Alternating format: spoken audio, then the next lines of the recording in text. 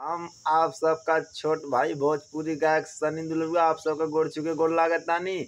तो हमें आशा न पूर्ण विश्वास बा कि आप लोगन का प्यार दुलार आशीर्वाद अपने छोट भाई पर हमेशा बनल बा। तो ऐसा ही बनौले रही।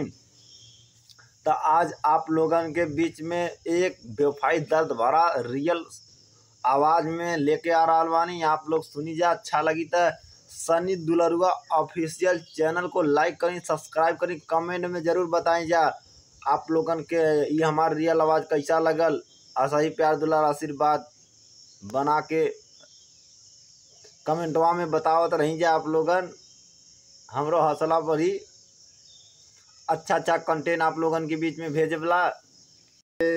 आ जाए पे मारता रे सानी से प्यार करके, आ जाए पे मारता रे सानी से प्यार करके, आ जाए पे मारता रे दो गली बाद का रे, दूधू पे मारता रे दो गली बार कारे, दूधू पे मारता रे दो गली बार कारे।